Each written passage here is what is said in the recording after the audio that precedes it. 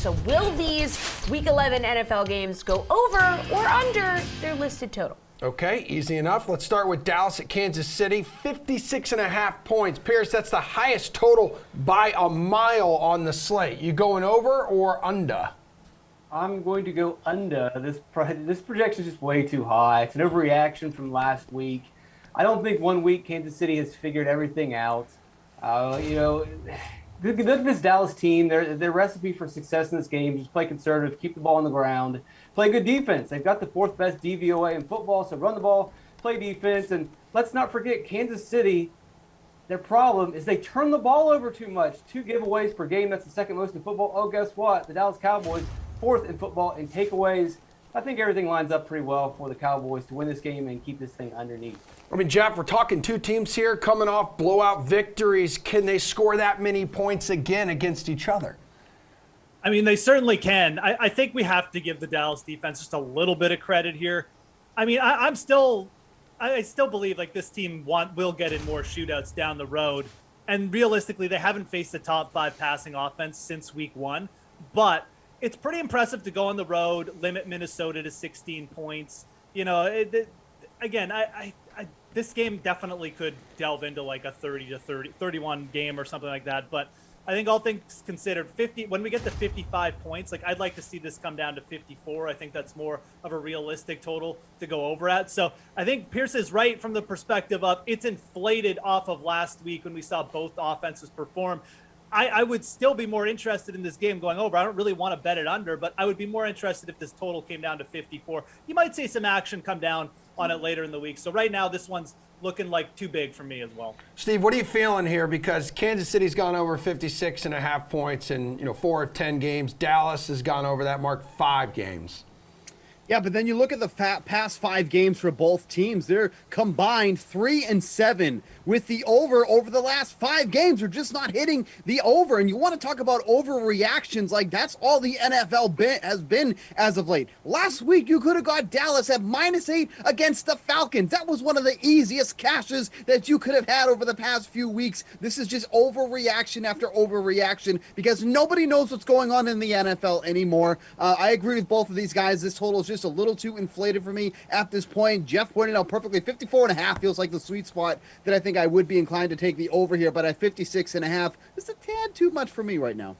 All right, how about Indianapolis at Buffalo? It's sitting at 50.5 points, Geoff. I mean, these 2 teams combined to average 57.9 points per game. Quick maths, that is 7.9 more points than this total. Damn.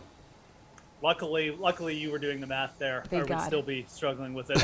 I'm more inclined to go over here. I think Indy, you have to give some credit to what their offense has done. Over 30 points in 4 straight games now. Obviously, they figured out, well, maybe it's just Jonathan Taylor just figuring out how good he is at running the football. I don't know. They're still not giving him enough carries, but even on 20 touches, Jonathan Taylor just feels like he's going to go off against anyone. So we're not really scared about that. I mean, I think that, with Josh Allen and the Buffalo O-line as well playing better now and Steph Diggs, mainly the other side of the ball is like, how is Indy going to stop Buffalo? I mean, they don't really have the greatest pass rush and their secondary isn't going to stop Steph Diggs. So I don't see Buffalo necessarily getting pinned down. Like we said, Indianapolis, maybe they're not winning enough games, but like their offense has been almost impossible to start. I'm actually surprised this one didn't open higher. I think at 50 points, you do lean over here. Do you lean over, Steve? I think this is another under here. The thing with the Colts is that you see that they've scored 30 points in 3 of their last 4 games, and then they posted 23 against the Jaguars. Really bad defensive teams. That is not who the Buffalo Bills are. They are one of the better defensive teams in the league. They are absolutely limiting opposing quarterbacks. They are decent against the run. I mean, quite frankly, let's all be honest here. This offense has been clicking, just like Geoff said, because of Jonathan Taylor, not because Carson Wentz is, doing his thing and moving them downfield. Half of the throws that he makes, you're like, what was that? What is he even thinking? That's the kind of team that it is. It's being carried by Jonathan Taylor right now. He has a tough matchup here against the Bills. I mean, we had a tough matchup last week against the Jaguars, and he was absolutely running all over them. But with that said, if we're going to be hoping for Jonathan Taylor to have another big game, that's going to lead to a lot of clock eating, and that usually leads to under. So 50.5 points, I think we're here at the under again. Just most of that damage by Taylor, by the way, was in the first quarter. really Okay, fun. I don't know we what that has get to do with it. anything. You're a Jags Well, you're just homer. talking about he ran Just over the Jags. It was relax. just one quarter. Really. Okay, Pierce, one for the over, one for the under. Break the tie. Such a Jaguars apologist. It will never Yeah. end. It's really Give me sad. the over, but it is close. It Yes. looks like Buffalo is back to your 35 point per game team with the offensive line being healthy. And you look at what Indy does. They shut down the run. They prevent big pass plays. Well, Buffalo doesn't run the ball, and they'll move the chains with the dink and dunk passes, and they'll get their points. The issue, like Steve alluded to, can Indianapolis get the points? And this is what we talk about every single week with Buffalo. Buffalo's going to get their points, but can teams score against Buffalo's defense? And I've been betting the under the last couple weeks, and it burned me last week because the Jets ended up with 17 points. So if the Jets can squeak out 17, I think Indianapolis can get just enough to push this thing over. All right, well, on to Green Bay at Minnesota. This total sitting at 49 points right now. How you feel about this one, Steve? Yeah, I think this one can go over at 49 points. Green Bay has been great defensively, but they're also terrible at hitting the over. They're only 2-8 in that sense. With that said, Pierce is agreeing with me. I mean, I don't need This is wild. I don't need you to tell me that I'm right, okay? But the problem with this is that these are going to be two teams that are going to want to throw the ball. Obviously, Aaron Jones is going to be missing this game. That means A.J. Dillon is going to be stepping in. He can catch. He can run. He's going to take that role just fine. But I think we're going to see a lot of passing in this game. These are obviously two teams that are very, very familiar with each other. This is not going to be like a guaranteed over. It's going to be like 60 points or whatever. But under 50 points, I'd be interested in taking the over. Pierce, you're really agreeing with Steven, huh? Is hell frozen over? Approval is the word you're searching for there, Steve. And Thanks. I don't approve Thanks, of your Dad. pick. This thing is going to go under. Green Bay, like you mentioned, they've gone under 8 times in 10 games this season. That doesn't seem like a fluke. That seems like the way that they're playing. Their defense has been great this season, 11th in DVOA. They're playing awesome without Jair Alexander. Unbelievably, Kevin King is one of the top-rated on PFF cornerbacks in the league. I don't know how these numbers work, but either way, it looks like the defense is holding other teams down. And the offense is the question. We expect Aaron Rodgers and Devontae Adams to pad the stats. They're not doing that. And I know they didn't get to practice last week, but they're not padding the stats. They're just trying to win games. They're not taking unnecessary risks. They're letting their defense play the game.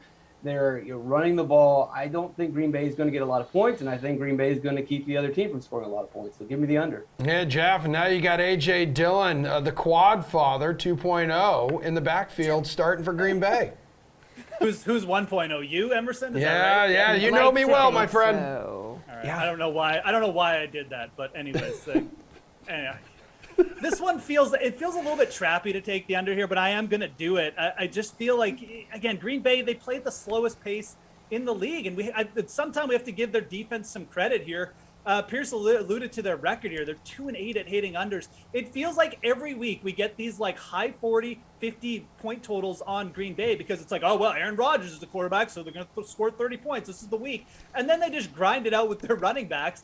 They win by 7 points, and the total's like 45 points. Minnesota's defense also playing a little bit better here. I think we need to give them some credit. So I think A.J. Dillon is going to run the ball. Minnesota doesn't have a good run defense, and I think that's just going to take the air out of this game. I think 49 is too big as well. I would take the under in this one. All right, finally, we've got Washington football team at Carolina with Cam possibly as QB1. 43 points. That's the lowest total on the slate. Pierce, you going over or under? I'll take the over. This is a low number. Again, like Steve mentioned, it's another overreaction. I don't think Washington is as good as they were last week. Tom Brady had a bad game. Washington didn't play very well. But Washington's not as bad offensively as they've been for most of the season. They should be able to put up some points against, I would say, an average Carolina team. And then you look at the other side, Cam Newton is going to face, hopefully it's Cam Newton, will face one of the worst pass defenses in football. He's got the weapons. The biggest issue you worry about with Carolina is their offensive line and dealing with the pass rush. Well, Washington lost their best pass rusher, rookie of the year, and then they were just 14th in terms of adjusted sack rate, 19th in terms of pressure rate before that. So if Cam Newton doesn't have to deal with a lot of pressure, or P.J. Walker, whoever that ends up being starting the quarterback, so I'll take the over here. I think they'll be able to put points up against Washington. Everyone else does. Jeff, you want to roll with the over?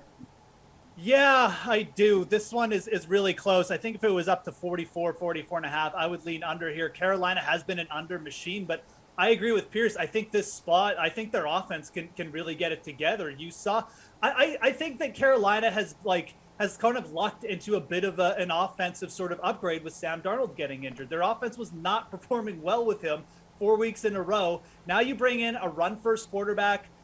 Regardless if it's PJ Watt, it's probably going to be Cam Newton. You've got a guy who's really, really efficient in red zone situations, and now you've got a healthy Christian McCaffrey. I think this just ends up being Carolina's offense breaks out a little bit against a terrible defense. And look, we've seen Taylor Heineke produce for us in garbage time before, so I think that we can probably consider or rely on, Washington for like 15 points, 17 points here or something like that. So, yeah, I do want to lean over. If this one crept up, though, around the 44 range, I do think I'd probably lean the other way. Steven, which way you leaning? Yeah, look, I mean, I hate totals like this. Like, you see 43, and you're like, what am I going to do with this total? You know what I mean? And look, everybody's excited about Cam Newton. It's fine. It's a great story, okay? But I mean, what? The guy runs in for a touchdown and hands off for another touchdown. If a batter steps up to the plate, hits 2 home runs, is he all of a sudden a home run hitter? No. Does that mean Cam Newton's a competent quarterback all of a sudden now? No. But the matchup is in his favor, right? Because we all know how bad Washington is. Here's one thing you can rely upon. These are 2 quarterbacks who will turn over the ball. And if there's going to be a lot of turnovers in this one, that could easily lead to the over. That's just a sloppy game here. So I'll take the over on this one. But let me tell you something. I'm not going out of my way to bet this game, okay? There's a billion other things you can bet on. I was just answering this question because they asked me.